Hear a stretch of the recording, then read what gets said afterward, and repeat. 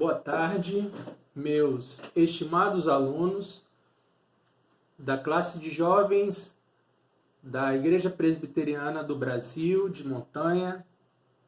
Nós estamos aqui, mais uma vez, para lecionar a respeito de cosmovisão cristã. E hoje a primeira parte da nossa aula a respeito do que é política. Então, política e cosmovisão cristã. E o texto base para a nossa reflexão, Mateus capítulo 22, versículo 15 ao versículo 22, onde está escrito a questão do tributo. Então, retirando-se os fariseus, consultaram entre si como os surpreenderiam em alguma palavra. E enviaram-lhe discípulos juntamente com os herodianos para dizer-lhe: Mestre, sabemos que és verdadeiro e que ensinas o caminho de Deus, de acordo com a verdade, sem te importares com quem quer que seja, porque não olhas a aparência dos homens. Diz-nos, pois, que te parece? É lícito pagar tributo a César ou não? Jesus, porém, conhecendo-lhes a malícia, respondeu: Por que me experimentais, hipócritas? Mostrai-me a moeda do tributo. Trouxeram-lhe um denário. E ele lhes perguntou: De quem é essa éfigie e inscrição? Responderam: De César. Então lhes disse: Dai, pois, a César o que é de César, e a Deus o que é de Deus. Ouvindo isso, se admiraram e, deixando-o, foram-se. Então, esse texto nos fala a respeito da questão do tributo, que é uma questão atinente ao Estado, atinente ao governo, atinente a instituições políticas que governam a sociedade. E Jesus não deixa de reconhecer a autoridade da instituição política aqui representado por César, que era um imperador romano. Os personagens dessa passagem, como está registrado, tentam colocar Jesus em uma situação embaraçosa, pois se ele dissesse não, isso seria suficiente para mostrar que ele era alguém que não estava se sujeitando à autoridade, que naquela época era uma autoridade que havia conquistado Israel, a autoridade romana. Como nós falamos em aulas passadas, Israel estava sob dominação romana. E se ele dissesse que é lícito pagar tributo a César, ele seria considerado um traidor do povo. Então, tanto a resposta sim como a resposta não poderiam complicar a Jesus, e essa era a ideia daqueles que Jesus chamou de maliciosos e hipócritas. Mas a resposta que ele deu foi no sentido de que aquilo que é humano, aquilo que é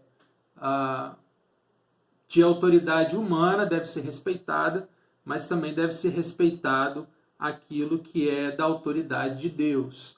A moeda do mundo é a moeda monetária, aqui no caso o denário, que poderia ser contextualizando o dólar, ou o real, ou uma outra moeda qualquer, e na realidade a moeda do reino de Deus é uma moeda eterna, uma moeda diferente.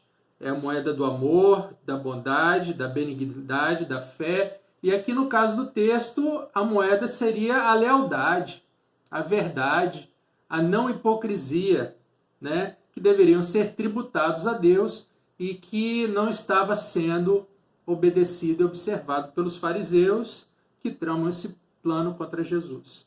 Então, Jesus reconhece tanto a autoridade humana como a autoridade superior, que é a autoridade de Deus. Na introdução, a nossa lição vai dizer que o governo ou o Estado não é uma instituição meramente projetada pela humanidade para organização de suas interações sociais, mas uma dádiva benevolente de Deus a pecadores. Então, a nossa introdução vai dizer que Deus estabelece autoridades sobre o homem. A teologia reformada reconhece, número 1, que o estabelecimento do Estado é posterior à queda. Então, antes da queda, antes do pecado, não existia Estado. Nós podemos ver isso claramente no relacionamento entre Adão e Eva, que era um relacionamento direto para com Deus. Não existia um intermediário de autoridade. Era o homem se relacionando diretamente com Deus. Então, a autoridade ela veio ser estabelecida após a queda pelo pecado. Número 2, que ele é uma estrutura dada por Deus aos homens. E número 3, que qualquer governo tem esfera e limitações próprias. Então, nós vamos ver, no momento oportuno, as limitações que a autoridade tem em relação ao que pode ou não fazer e como os cristãos podem resistir de forma legítima à autoridade. Mas, via de regra, Deus nos manda a obedecer à autoridade. A questão da desobediência civil, da desobediência à autoridade é uma questão excepcional e nós vamos ver quando que a Bíblia nos permite exercer a desobediência civil como um direito. Mas não aqui, mais à frente. Em um mundo submerso em pecado, Deus aponta uma instituição que abriga o princípio divino da autoridade. Então, eu penso muito nessa questão. A autoridade ela é estabelecida a nosso favor como homens pecadores para que nós tenhamos um mundo organizado, um mundo dirigido, um mundo que seja liderado. É essencial que exista liderança, tanto a liderança civil, prefeitos, vereadores, governadores, o presidente da República, os deputados, os juízes, os membros do Ministério Público e tudo mais. A autoridade civil é importante, a autoridade religiosa também, a igreja, os seus pastores, é importante. Mas eu penso muito que a autoridade, ela conforme está aqui na nossa lição, uma instituição que abriga o princípio divino da autoridade. Então, nós sabemos que Deus tem autoridade sobre a vida de todos nós. E nós temos que aprender a viver debaixo da autoridade, debaixo de autoridade. Todos nós, por mais elevada posição que nós estejamos, nós estamos sempre debaixo de autoridade. E aprendendo a obedecer à autoridade estabelecida por Deus, nós aprendemos a obedecer também a Deus. Né? A primeira autoridade que nós temos que aprender a obedecer são os nossos pais. Depois, os nossos professores. Devemos respeitar a autoridade também daqueles que são mais sábios, mais experimentados. A Bíblia fala que nós devemos honrar as pessoas, honrar as cãs, né? Que são as cãs é sinônimo de cabelos brancos, então nós devemos honrar as cãs. Devemos obedecer à autoridade civil, ao juiz, ao prefeito e tudo mais. E aprendendo a obedecer à autoridade civil, à autoridade religiosa, à autoridade familiar, nós aprendemos a obedecer a Deus, porque Deus exige de nós obediência. Então, a autoridade ela é estabelecida por Deus como um princípio divino. Essa autoridade tem a fonte na própria pessoa de Deus e serve para a contenção do pecado, da violência e do arbítrio. Imagina se nós vivêssemos numa sociedade de anarquia, como já existiu, né? Quando nós vemos algumas passagens bíblicas, né? Principalmente no Gênesis, nos tempos de Noé, depois nós vemos no período inicial da ocupação da Terra Prometida, a Bíblia fala que cada um fazia o que bem entendia. Cada um vivia conforme a sua própria vontade, as suas próprias ideias, né? E nós lembramos do que nos fala o livro de Gênesis, no tempo de Noé, o que acabou, que acabou se transformando a sociedade, que vivia de uma forma anárquica, caótica, sem liderança, sem princípios, sem valores e tudo mais. O que levou a Deus, a Bíblia fala, a se arrepender de ter feito o ser humano, e aí trouxe sobre a humanidade o castigo do dilúvio, ficando apenas para contar a história Noé e sua família. Também a autoridade serve para deixar aclarado o caminho dos justos e pacíficos para a promoção do bem e para a repressão do mal. Tanto no Antigo como no Novo Testamento, o poder organizado da espada, ou seja, da força, poder da força, que é exercido pela autoridade, é relacionado com ênfase à queda do homem. Então, a Bíblia nos fala aquilo que nós já compreendemos por simplesmente observar a nossa sociedade. O governo e a autoridade não é necessariamente algo que nós celebramos, né? Não é algo que nós temos como uma bênção. O governo não é uma bênção, o governo é uma necessidade. Então nós dizemos, o governo é um mal necessário. E a Bíblia nos mostra que Deus estabeleceu essa autoridade por uma necessidade humana. A partir do momento que os homens não conseguem viver de uma forma cordial, de uma forma respeitosa, de uma forma conciliar, é necessário que exista uma autoridade para arbitrar os conflitos existentes entre os homens. Então, Romanos, capítulo 13, versículo 1, diz, isso nós já trabalhamos, inclusive, em aulas passadas, todo homem esteja sujeito às autoridades superiores. Então, nós devemos nos sujeitar às autoridades.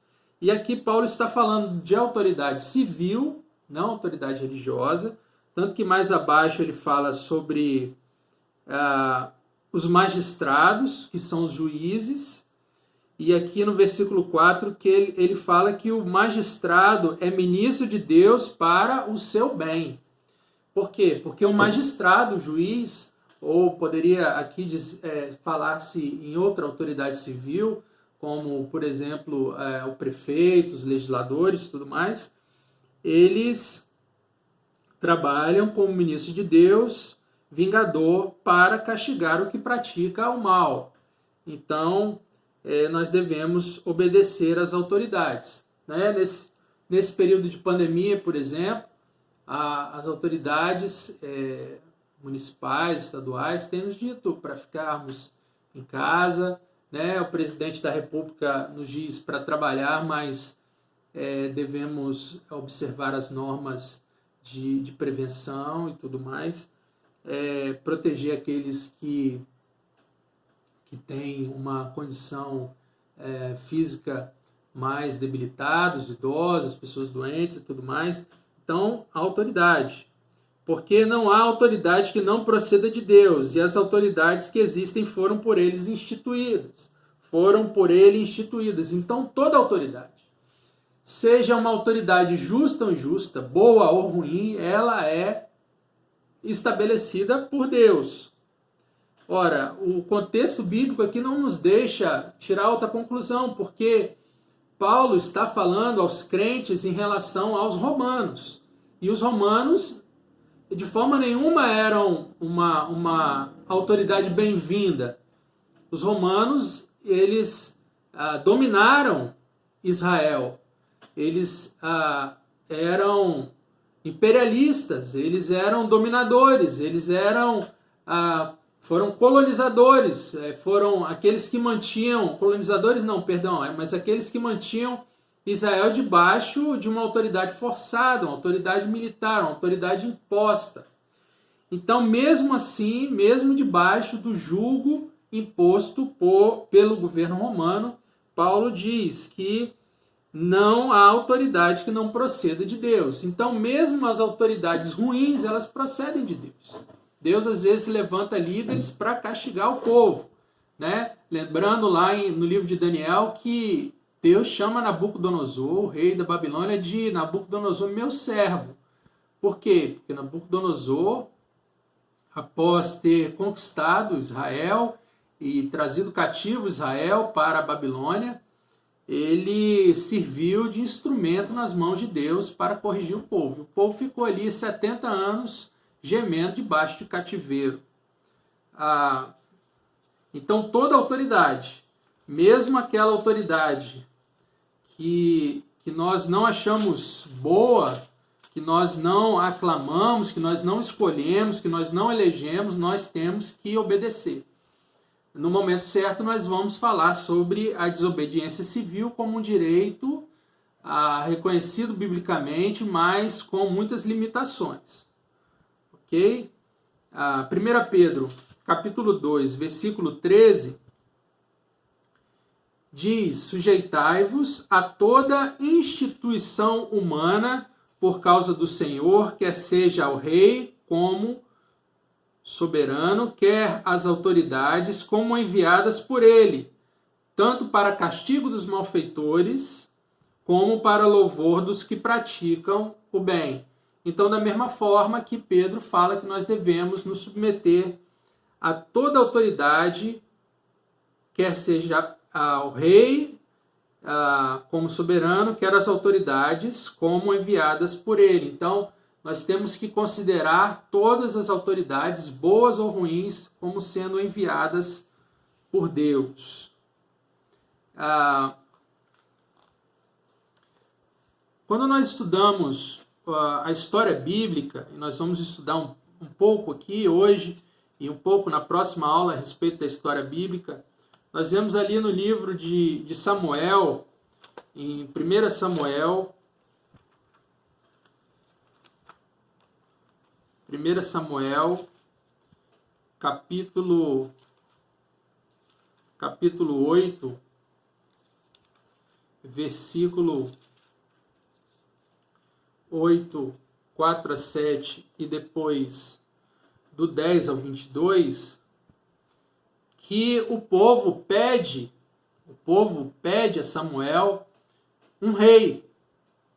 E isso desagrada a Deus, porque o rei de Israel era Deus. Deus governava sobre Israel, mas Israel pede para que seja como as demais nações. É assim que o texto bíblico fala: nós queremos ser como as outras nações e ter um rei sobre nós. E aí Samuel, ele começa a colocar todos os malefícios de ter um rei, de ter um governador.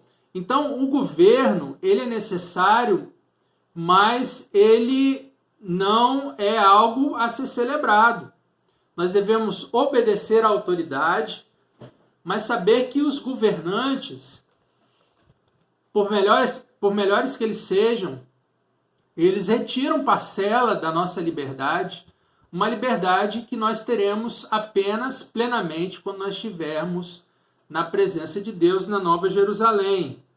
Então vejam bem, o texto diz assim: então os anciãos, todos de Israel, se congregaram e vieram a Samuel a Ramá. E lhe disseram: vê, já está velho, e teus filhos não andam pelos teus caminhos.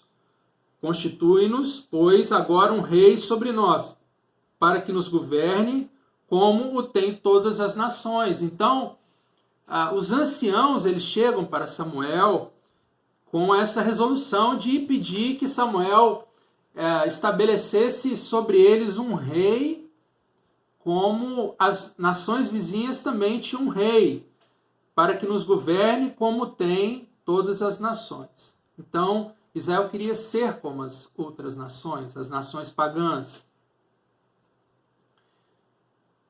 Porém, esta palavra não agradou a Samuel quando disseram: dá-nos um rei para que nos governe. Então Samuel orou ao Senhor. Disse o Senhor a Samuel: atende a voz do povo em tudo quanto te diz, pois não te rejeitaram a ti, mas a mim, para eu não reinar sobre ele. Então Deus fala: olha, eles não rejeitaram você, Samuel, eles rejeitaram a mim, porque eu sou o rei de Israel, eu governo Israel. E a partir do momento que eles querem um rei humano, eles não estão rejeitando a você, estão rejeitando a mim. Não é? Naquele tempo, o governo era, o sistema político era um sistema tribal. E quem dirigia o povo eram os juízes, que eram pessoas levantadas por Deus para julgar, para administrar a justiça, né, para ajudar a organizar a nação em campanhas militares, tanto que Sansão, por exemplo, foi um juiz e era um herói nacional, um guerreiro. E dentro do sistema tribal existia ampla liberdade, né? Cada uma das tribos ela se autodirigia, ela tinha a sua própria estrutura de funcionamento e consultavam a Deus quando tinham questões relevantes a serem decididas. E a partir desse momento, em 1 Samuel, se migra para o sistema central. O sistema central ele é um sistema tributário, ou seja, todas as tribos tinham que pagar tributos ao Estado, isso não existia antes.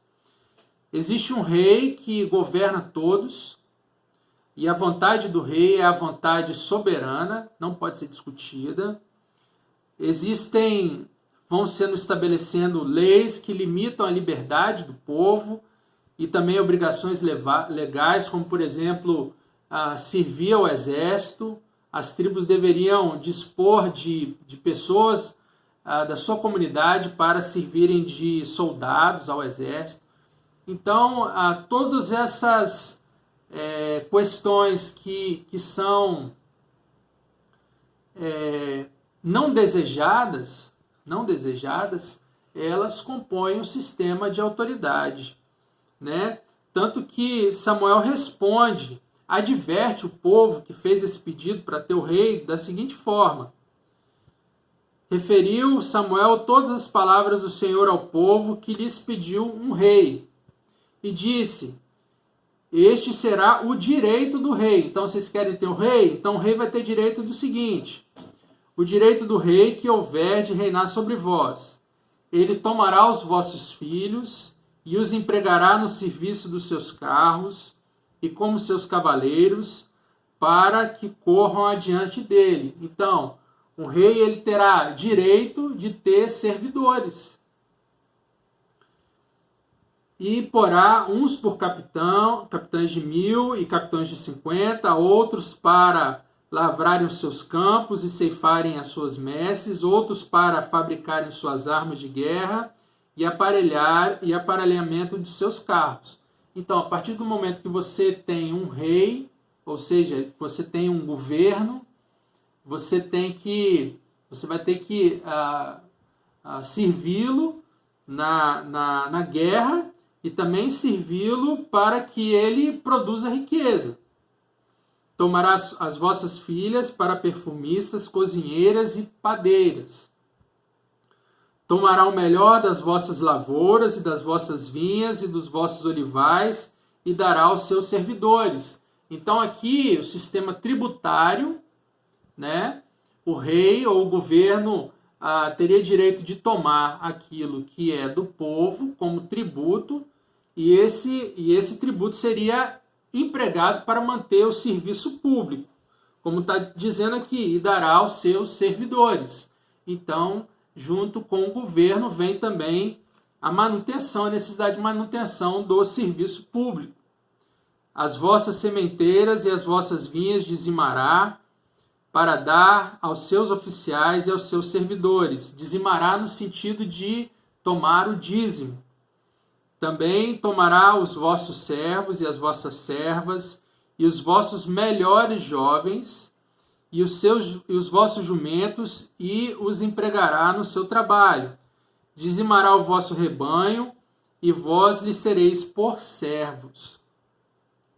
Então, naquele dia, clamarei por causa do vosso rei, que houverdes escolhido, mas o Senhor não ouvirá naquele dia. Então, vocês vão sentir como é pesado ter sobre vocês um governo. Ter um governo, ter um rei, não é algo desejável. Desejável é ser governado por Deus. Mas o povo não atendeu à voz de Samuel. Versículo 19 disse: não, mas teremos um rei sobre nós, para que sejamos também como todas as nações. O nosso rei poderá governar-nos, sair adiante de nós e fazer as nossas guerras. Ouvindo, pois, Samuel todas as palavras do povo, as repetiu perante o Senhor. Então o Senhor disse a Samuel: atende a voz e estabelece-lhes um rei.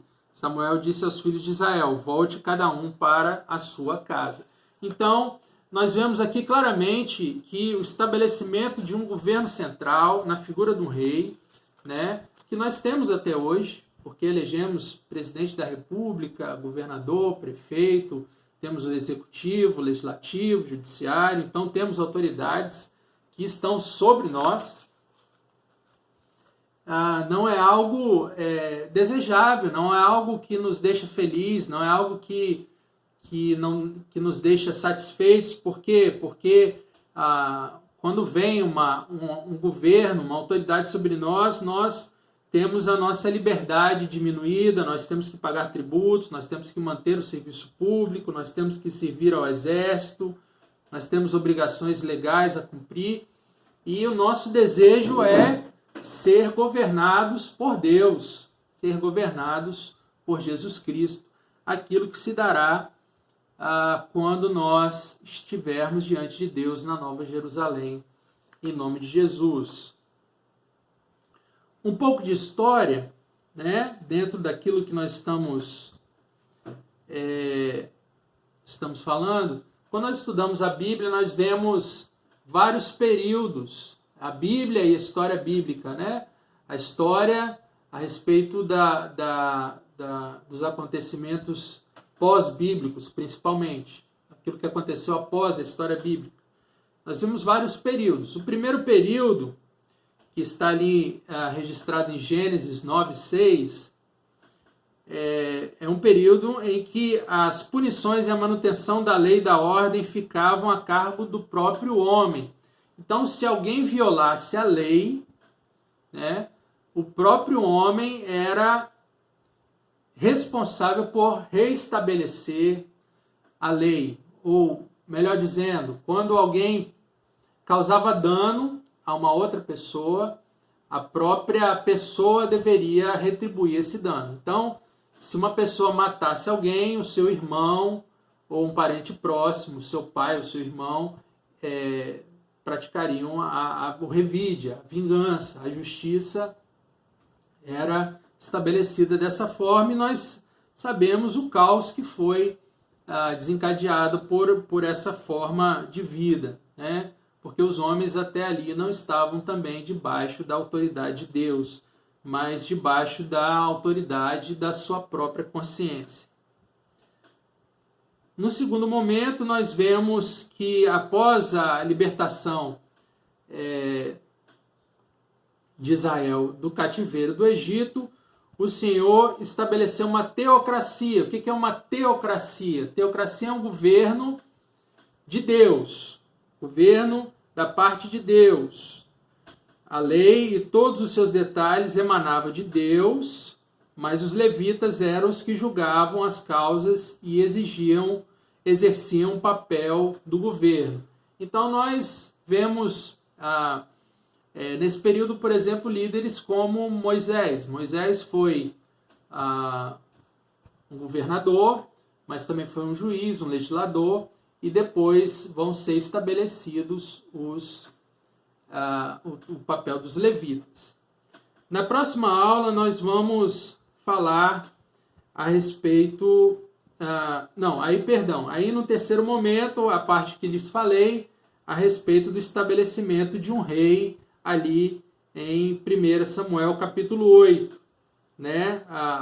Se migra do sistema tribal para o sistema central, que é estabelecido na pessoa de um rei. O primeiro rei ungido em Israel foi Saul, que não foi um bom rei.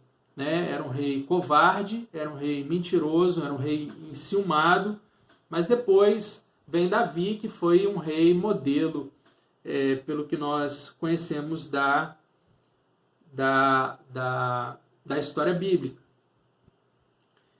E após esse período, o Antigo Testamento termina com o povo subjugado por impérios e semi-fragmentado no período intertestamentário. Então, nós vamos encerrar aqui, né?